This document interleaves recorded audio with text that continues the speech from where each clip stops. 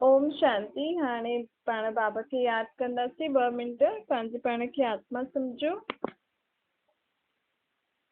निराकार परम पिता परमात्मा मुंहिंजो आत्मा जो पीउ।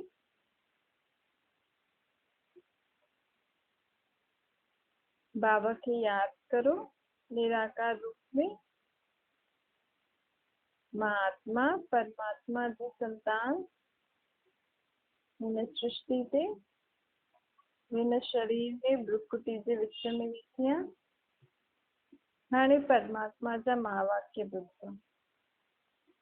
अॼु मिठा मिठा श्री बाबा ब्रह्मातन द्वारा चवनि था, मीठे मीठे बच्चे, बाप तव्हां सां हाणे 5000 साल में हिकु बार मिलण ईंदो आहे न। हाणे बाबा सभिनि सां मिलण आयो आहे। परमात्मा आत्माउनि सां मिलण आयो आहे। किथां? परम धाम मां। कंहिंजे तन में अची करे थो मिले? ब्रह्मा जे तन में। छो जी आत्मा हिक ॿिए सां कीअं मिलंदी? शरीर द्वारा ई त मिलंदियूं आहिनि न। आत्मा बिना शरीर आत्माऊं हिक ॿिए खे न ॾिसी सघंदियूं आहिनि, न ॻाल्हाए सघंदियूं आहिनि। त परमात्मा त ख़ुदि जो शरीर वठंदो न आहे, कॾहिं गर्भ में ईंदो न आहे। हिन करे परमात्मा ब्रह्मा जे तन में अची करे असां सां मिलंदो आहे। असां ॿारनि खे सुख शांति जे लाइ मत ॾींदो आहे। बाप खे भक्ति मार्ग में सभई यादि कंदा आहिनि। त कॾहिं त भॻवानु अची करे मिलंदो न असां सां। असांजो सभु एॾे समय खां हुनखे यादि था करूं, त कॾहिं त उहो बि धरती ते अची करे असां सां मिलंदो। त हाणे परमात्मा हिन सृष्टि ते ब्रह्मा जे तन में असां सां मिलण आयो आहे। असांखे सुख शांति जी मत ॾियण आयो आहे। भगत भॻवान खे यादि कंदा आहिनि। हाणे असां भगत थोरी आहियूं। हाणे असां भॻवान जा ॿार थी वियासीं। भॻवानु असांजो पीउ आहे, इहा असांखे पहचान मिलंदी। असां आत्मा जो पीउ उहो परमात्मा आहे। पहिरियों पहचान न हुई त भॻवानु ऐं भगत हुयासीं। हाणे पहचान मिली आहे त बाप ऐं ॿार थिया आहियूं। बाप त सदा ॿारनि खे वरसो ॾींदो आहे न। परमात्मा बि पाण खे वरसो थो ॾे, स्वर्ग जो वरसो। स्वर्ग में वञी करे असां छा कंदासीं? असांखे केतिरी संपत्ति हूंदी, उहो वरसो असांखे हाणे भॻवानु ॾे थो। भॻवानु बाप थो ॾे। आत्मा जो बाप परमात्मा। परमात्मा परम पिता, परे ते परे रहण वारी आत्मा, परे ते परे रहण वारो आत्माउनि जो पिता। सभिनि आत्माउनि जो हिकु ई बाप आहे न। सभी आत्माऊं बि निराकार ज्योतिर्बिंदु, त हुननि जो बाप बि निराकार ज्योतिर्बिंदु। बाक़ी शरीर जो संबंधी त सभु अलॻि अलॻि आहिनि। हीअ आहे देहिक दुनिया। इन दुनिया में रहण लाइ शरीर खपे, देह खपे। सभु चीजूं अखियुनि खां ॾिखाए में थी ॾे न, लेकिन केरु ॾिखाए में नथी ॾे? आत्मा ऐं परमात्मा। मुख्य त आत्मा ऐं परमात्मा आहे न। जेसिताईं आत्मा न आहे तेसिताईं शरीर मुर्दो आहे। शरीर में आत्मा आहे त जीवित आहे, त इहा मनुष्य सृष्टि आहे न त सभिनि में अगरि आत्मा न हुजे त कोई कम जी न आहे। आत्माउनि खे शक्ति ॾियण वारो केरु? परमात्मा। परमात्मा बि न हुजे तो बि कोई कम जी कम न आहे। छो जो आत्माऊं आहिनि त कॾहिं त हुननि जी शक्ति घटि थींदी न। त उहो जॾहिं घटि थी वेंदी, पोइ हुनखे शक्ति ॾियण वारो केरु आहे? परमात्मा। ॾिसो, सभु धर्म वारा भॻवान खे ज़रूरु यादि कंदा आहिनि सुबुह सुबुह जो उथी करे। छो जो आत्मा में शक्ति भरणु ज़रूरी आहे। जीअं शरीर खे भोजन खाराइणु ज़रूरी आहे, उहो आत्मा में बि शक्ति भरणु ज़रूरी आहे। अञा ताईं असांखे सम्झ न हुई कि असां आत्माऊं आहियूं जेके शरीर खे हलायूं था, भ्रुकुटी जे विच में वेठा आहियूं। असांखे आत्माउनि में शक्ति भरण वारो उहो परमात्मा आहे। त हाणे भले भॻवान खे यादि था करनि माण्हू, लेकिन दुखी त थी विया आहिनि न। छो जो यथार्थ समझ सां नथा यादि करो कि हुन निराकार खे यादि करो, पंहिंजे पाण खे निराकार सम्झो। निराकार आत्मा में शक्ति भरणी आहे, हिन करे निराकार खे यादि करणो। अञा ताईं त पाण ईअं ई भक्ति पूजा पाठ आदि था करूं, शास्त्र आदि था पढ़ूं, यज्ञ तप था करूं। उन्हनि सां कोई आत्मा में शक्ति थोड़ी भरजंदी आहे। पर करके थोरो समय जे लाइ भरजंदी, वरी दुख थींदो, वरी यज्ञ कराईंदा, वरी पाठ कराईंदा, वरी पूजा आदि कराईंदा। लेकिन यथार्थ पूरे समय जे लाइ आत्मा में भक्ति भरल हुजे ताकि वो पंहिंजो जीवन सुख शांतिमय थिए। त वो यथार्थ तरीक़ो छा आहे? निराकार सम्झी करे निराकार खे यादि करे, पंहिंजे पाण खे निराकार आत्मा, परमात्मा खे निराकार इन रीति आत्मा में शक्ति भरजंदी आहे जंहिंसां उहो पंहिंजो जीवन सुख शांतिमय सां बिताए सघंदी आहे, सम्झ सां बिताए सघंदी आहे। हाणे बाबा असांखे उहो ई यथार्थ तरीक़ो ॿुधाइणु आयो।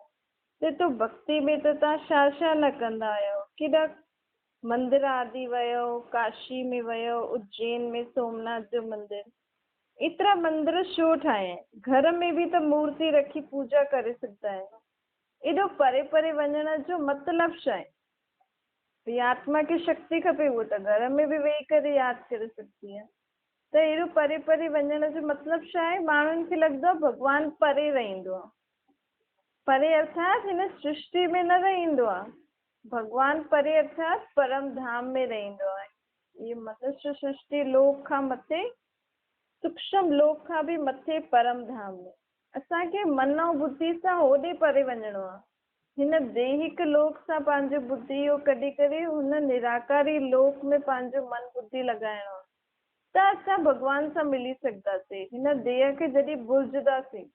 बाक़ी एॾो परे परे वञी करे भॻवान मंदिर आदि में मथो आदि टेकण, काॾे बि वेंदा आहिनि माण्हू भॻवान खे ढूंढण, एॾो परे परे भॻवान थोरी रहंदो। इहे त सभु जॻहियूं हिन मनुष्य सृष्टि लोक ते ई त ठहियल आहिनि, लेकिन भॻवान परे अर्थात परे ते परे रहण वारो परम धाम में रहंदो।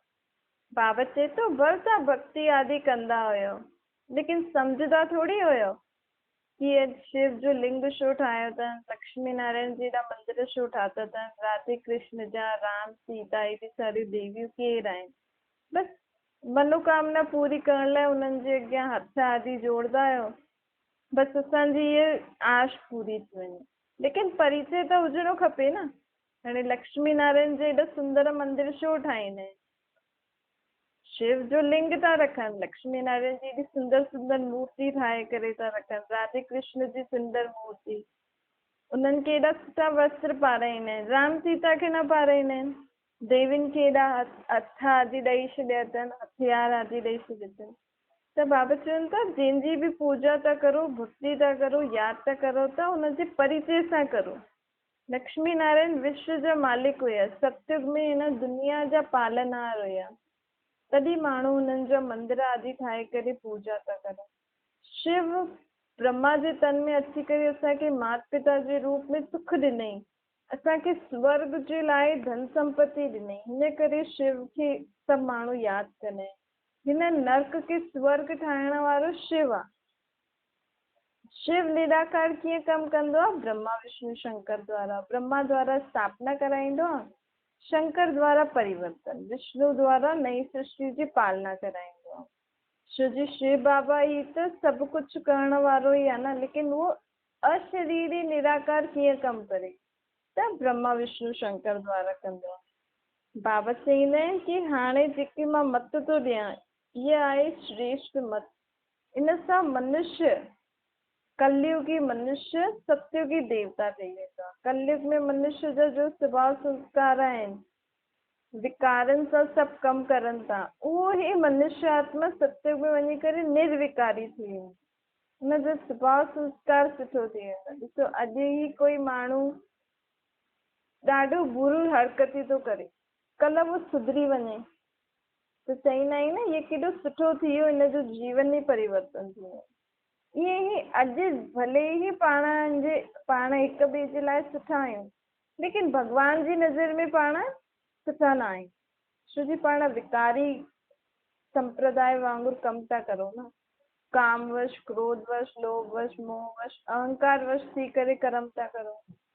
त बाबा चए थो मां तव्हांखे जेकी दुनिया ठाहे ॾेई हुयमि, उते कोई विकार न हुया, उते बि दुनिया हुई, उते बि सभु कमु थींदो हुयो, सभु तरीक़े जी चीजूं हुयूं, सभु तरीक़े जा माण्हू हुया, लेकिन विकार न हुयो, दुख न हुयो, कोई हिक ॿिए खे परेशान न कंदो हुयो। त ओड़ी दुनिया मूंखे ठाहिणी आहे। तव्हां हाणे जीअं रहो था, उहो कोई सुठी तरीक़े सां नथा रहो, न उथण जो नियम, न सुम्हण जो, न खाइण जो, न पीअण जो। हाणे बाबा चए थो ये दुनिया त हिकु गांव जीअं आहे। माण्हू त शहर वारा सोचदा आहिनि नंढी जॻह ई गांव आहे, लेकिन बाबा चवनि था तव्हां सभु गांव वारा आहियो। तव्हांखे कोई प्रकार जा सुठा संस्कार न अथव। हाणे सभु भ्रष्टाचारी थी विया आहियो न। ये सृष्टि भ्रष्टाचारी थी वई है। काथे सतयुग असां श्रेष्ठाचारी दुनिया में रहंदा हुआसीं, उते केॾी सुठा स्वभाव संस्कार हुया, सुठी तरीक़े सां उथंदा वेहंदा खाईंदा पींदा हुआसीं। ऐं काथे ये कलयुगी दुनिया, काथे देवता काथे मनुष्य। ॾिसो मनुष्य बिगड़िया आहिनि तॾहिं त देवताउनि जी मूर्ति जे अॻियां ॻाईंदा आहिनि न, तव्हां सर्वगुण संपन्न 16 कला संपूर्ण, असां नीच पापी ख़ुदि खे चईंदा आहिनि असां में कोई गुण न आहे। त बराबरि न आहे त कहिड़े हिसाब सां न आहे, त उहो बि त ॼाणणो खपे न। उहो असांखे बाबा अची करे थो ॿुधाए की तव्हां में कहिड़े हिसाब सां तव्हां में कोई गुण कोन अथव, आख़िर छा ख़राबी आहे। तव्हां जाचो तव्हांजो सुम्हणु उथणु वेहणु खाइणु ॻाल्हाइणु सोचणु कर्म करणु सभु जाचो।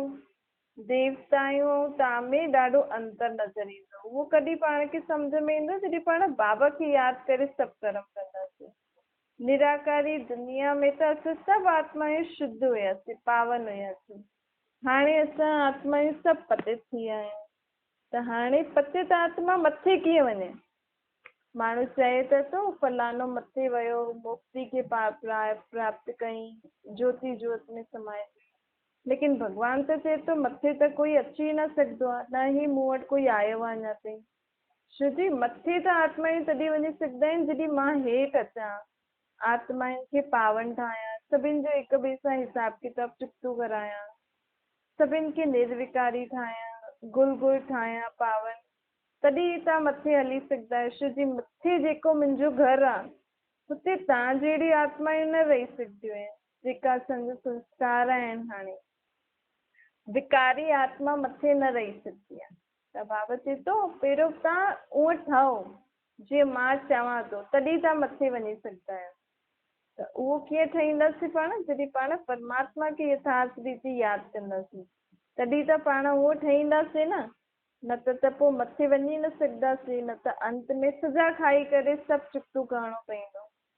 हाणे कहिड़ो तरीक़ो आहे सुठी रीति पंहिंजे पाण खे पावन ठाहिण जो, जन जन्मांतर जे पापनि सां मुक्त करण जो, पंहिंजो स्वभाव संस्कार परिवर्तन करण जो तरीक़ो आहे बाबा खे निराकार रूप में यादि करो, त बाबा पाण खे शक्ति ॾींदो। कंहिंजो रोइण जो संस्कार आहे, कंहिंजो चिल्लाइण जो संस्कार आहे, कंहिंजी बुरी दृष्टि आहे, बुरी तरीक़े सां ॾिसण जी आदत आहे, कंहिंजी हिक ॿिए जी ॻाल्हियूं ॿुधण जी आदत आहे, कंहिंजी उल्टो सुल्टो ॻाल्हाइण जी आदत आहे, कंहिंजी छा आदत आहे कंहिंजी छा आदत आहे। त इहे सभु आदतियूं खे मिटाइण लाइ मां तव्हांखे शक्ति थो ॾियां, उहो तव्हां मूंखां वठो ऐं ख़ुदि खे सुधारो, पंहिंजे जन जन्मांतर जे पापनि सां मुक्त थियो, तॾहिं तव्हां मथे हली सघंदा। हाणे भॻवानु असांखे स्वर्गवासी ठाहिण लाइ हिन कलयुगी दुनिया में आयो आहे। चए थो स्वर्गवासी थियण लाइ ओड़ा ठहो पहिरियों तव्हां। सतयुग में त केॾी सुठी दुनिया हूंदी, हीरे जवाहरातनि जी ठहियल पूरा महल हूंदा, हुते त अगरबत्ती बि न हूंदी। हिते त अगरबत्ती आदि जलाईंदा आहियूं भई थोरी सी बदबू घटि थिए, हुते त फूलनि में एतिरी खुशबू हूंदी, दुनिया में ई खुशबू हूंदी, हुते कोई अगरबत्ती जलाइण जी बि दरकार न हूंदी, हू त आहे ई स्वर्ग। बाबा अहिड़ी दुनिया स्थापन थो करे जिते कहिड़ी बि प्रकार जी गंदगी बि न हूंदी। अॼुकल्ह दुनिया में सड़कनि ते केॾी गंदगी लॻी पई आहे न, हुते त सभु स्वच्छ हूंदा, घर आदि बि एॾा स्वच्छ हूंदा कि हुते जे हिते कबूतर आदि सभु गंद करे वेंदा आहिनि, हुते त ईअं बि न हूंदा, हुतां जा पशु पक्षी जानवर बि सभु क़ाइदे अनुसार हलंदा, प्रकृति बि क़ाइदे अनुसार हलंदी, बारिश आदि बि न हूंदी, बारिश थींदी त गंद थी वेंदो। त अहिड़ो कोई मौसम बि न हूंदो आहे, सदा हिकु बहारी मौसम रहंदो आहे। पवित्र प्रवृत्ति मार्ग जी स्थापना भॻवान ई करे सघंदो आहे न, ऊच ते ऊच देवी देवता धर्म जी स्थापना ऊच ते ऊच परमात्मा ई करे सघंदो आहे। हाणे बाबा चए थो ॾिसो तव्हां हाणे ब्रह्मन ठहिया आहियो न, तव्हांखे मां ब्रह्मा जे तन में अची करे एडॉप्ट कयो आहे। ब्रह्मन छो ठातो आहे? छो जी ब्रह्मन ई यज्ञ जी स्थापना कंदा आहिनि। मां हाणे यज्ञ जी स्थापना बि कई आहे न। दुनिया ते केॾी आफतियूं आयूं आहिनि, इन करे भॻवान हिन कलयुगी दुनिया में यज्ञ स्थापन कयो अथई। हिन यज्ञ में सॼी पुराणी दुनिया जी सामग्री सुवाह थींदी। त यज्ञ खे केरु संभालंदो आहे? ब्रह्मन ई संभालंदा आहिनि न। त तव्हांखे मां हाणे ब्रह्मन अर्थात पवित्र ठातो आहे। तव्हां हिन पूरे यज्ञ जी संभाल करो, अर्थात पाण खे बि सुठो ठाहियो, ॿियनि खे बि सुठो ठाहियो। ऐं जेकी बि बाबा मत थो ॾे उहो सभिनि खे ॿुधाईंदा हलो। ख़ुदि बि सुधरो, ॿियनि खे बि सुधारो। ख़ुदि बि स्वर्ग जो वरितो वठो, ॿियनि खे बि वठो। ख़ुदि बि पंहिंजा बुरायूं स्वभाव संस्कार विकार हिन यज्ञ जी अग्नि में स्वाहा करो। हिन यज्ञ जी अग्नि आहे बाबा खे यादि करे। बाबा खे यादि कंदासीं त बाबा जी यादि सां पंहिंजी जन्म जन्मांतर जा पाप बुरायूं आदि सभु ख़तमु थी वेंदा। त हाणे बाबा चए थो जॾहिं तव्हां स्वर्गवासी ठहो था त ॿियनि खे बि ॿुधायो न, कम से कम पंहिंजे घर परिवार वारे खे त स्वर्ग में वठी हलो। जॾहिं तव्हांखे निश्चय थियो था कि बराबरि हिन ई ज्ञान सां असां स्वर्ग में वञी सघंदा आहियूं, त ॿियनि खे बि ॿुधाइणो खपे कि भॻवानु अची करे हाणे स्वर्ग जी दुनिया स्थापन करण जे लाइ इहो ज्ञान थो ॾे, जंहिंसां आत्मा खे जीवन मुक्ति मिलंदी आहे। हाणे आत्मा जो जीवन बंद में आहे न, कहिड़े प्रकार जा बंधन आहिनि। अगरि कोई वेही करे सोचे सुबुह खां शाम ताईं, राति ताईं, त मनुष्य आत्मा खे केतिरा बंधन आहिनि। हुन हिकु हिकु बंधननि खे जाचियो ऐं परमात्मा जी यादि में बंधननि खे कढंदा वञो, तॾहिं असांजो जीवन बंधन मुक्त थी वेंदो। ॾिसो दुनिया त भॻवान खे सॾु थी करे, हाणे असां भॻवान सां मिलन था मल्हायूं। उहे अञा ताईं पूजा पाठ था करनि, भॻवान खे सॾु था करनि, ऐं असां हाणे भॻवान जो बाप जे संबंध सां असां उहो सुख था वठूं। हाणे असांजी भक्ति पूरी थी हुई। निराकार परमात्मा बाप शिव हाणे ब्रह्मा जे तन में अची करे असांखे सच्ची सच्ची सत्यनारायण जी तीजे रीति अमर कथा थो ॿुधाए। नर सां श्री नारायण ठहिण जी कथा थो ॿुधाए न। असांखे अमर थो ठाहे, असांजो अची करे टियों नेत्र खोलियो अथई, आत्मा जी स्मृति अर्थात टियों नेत्र खुली वियो। ये तीजड़ी जी कथा आहे। हाणे बाबा चए थो ॾिसो मंदरनि में माला आदि फेरदा आहिनि न, त माला आदि फेरूं त मथे मथे फूल हूंदो आहे, उहो फूल आहे निराकार परमात्मा। बाक़ी हुन खां पोइ जेका 2 युगल दाना आहिनि उहे आहिनि ब्रह्मा सरस्वती, ऐं बाक़ी जेका बि माला में दाना आहिनि उहा आहिनि जेका परमात्मा जा मददगार आहिनि। हाणे जेकी जेकी आत्मायूं परमात्मा जे हिन कार्य में मददगार थियूं आहिनि स्वर्ग ठाहिण, उहो ई आत्माउनि जो माला में दाणे जे रूप में पूजबो आहे। न भक्ति बि केॾा कंदा आहिनि न मनुष्य, लेकिन भक्ति करे करे बि हाणे भक्ति बि तमो प्रधान थी वई आहे, व्यभिचारी थी वई आहे न। कहिड़ी प्रकार जी भक्ति माण्हू कंदा आहिनि। हाणे बाबा चए थो मां तव्हांखे भक्ति जो फल ॾियण आयो आहियां, इहो ज्ञान अर्थात मां पंहिंजी सम्झ ॾियण आयो आहियां, मां तव्हां सां मिलण आयो आहियां न। भक्ति जो फल छा आहे? भॻवान सां मिलण, भॻवान जी पहचान, स्वर्ग जो सौगात थो ॾियां न मां तव्हांखे। हाणे दुनिया त परिवर्तन थींदी, सही शुद्धि सत्युग त अचिणो ई आहे। हाणे तव्हांखे पहिरियों शांति धाम वञिणो अथव, पोइ सुख धाम अचिणो अथव। हाणे तव्हां आत्मा ई सतो प्रधान ठहो था, पहिरियों तमो प्रधान हुयो। केतिरा बुरा कर्म कंदा आहिनि न मनुष्य। आत्मा डप ई न लॻंदो अथनि।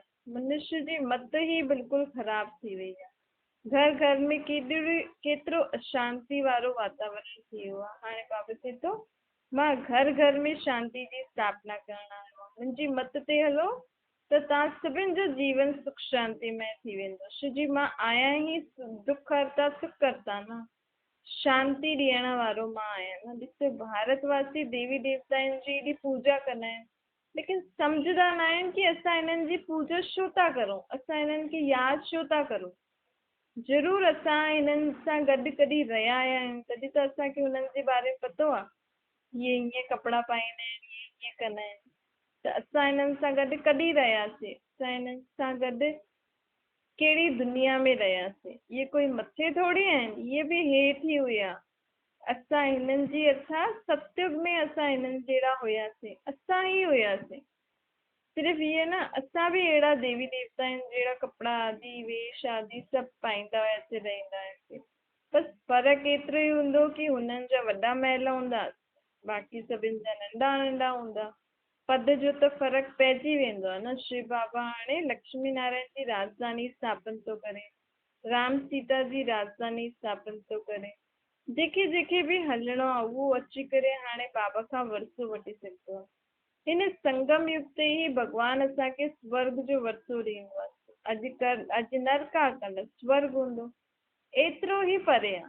माण्हू त चवंदा आहिनि लाखों वर्ष स्वर्ग हलंदो आहे, न 40,000 वर्ष ॿियो कलयुग हलंदो, अलाए घणा घणा समय लॻाए छॾींदा आहिनि। लेकिन बाबा चए थो ये खेल ही अॼु ऐं कल्ह जो आहे। 5,000 साल जो खेल आहे न। 5,000 साल जो खेल त केॾो नंढो थी वियो। अॼु कलयुग आहे, कल्ह स्वर्ग हूंदो। अॼु कलयुग आहे, कल्ह स्वर्ग हुयो। एतिरो ई पासे में आहे, कोई परे न आहे। असांखे कोई ज्यादा समय न थियो आहे हिते रहंदे, बसि 5,000 साल ई थिया आहिनि। आत्म अभिमानी थी करे हर हिकु ॻाल्हि ॿुधो सम्झो त तव्हांजी बुद्धि जो तालो खुलंदो कि आख़िर भॻवानु चए छा थो। अञा ताईं त असां कोई अहिड़ो ज्ञान न ॿुधो जंहिंमें भॻवानु इहे चए कि मूंखे निराकार रूप में यादि करो, हाणे मां स्वर्ग जी स्थापना करणु आहियां। हाणे हिन नर्क सां पंहिंजी बुद्धि न लॻायो, पंहिंजी दिलि न लॻायो। छो जो पाण खे पतो आहे इहे ख़तमु थींदी, पोइ ई त स्वर्ग ईंदो न। छो जो हिते ई स्वर्ग ठहिणो आहे न। त हाणे दैहिक दुनिया, हिन कलयुग जी दैहिक दुनिया सां पंहिंजो बुद्धि योग कढाए हुन निराकार में लॻायो, सतयुगी दुनिया में लॻायो, त पाण खे कहिड़े बि प्रकार जो दुख न थींदो। मनुष्य आत्मा खे दुख थींदो आहे न कि चीज हली न वञे, चीज टुटी न वञे, मनुष्य जो तन ख़तम न थी वञे। आत्मा त ख़तम थींदी न, लेकिन अञा ताईं त माण्हू द्वापर कलयुग खां शरीर जे भान में अची विया आहिनि न। शरीरनि जे लाइ रोईंदा रहंदा आहिनि, शरीरनि जे लाइ सभु कुझु कंदा रहनि। लेकिन आत्मा त अजर अमर आहे न, आत्मा थोड़ी मरी आहे।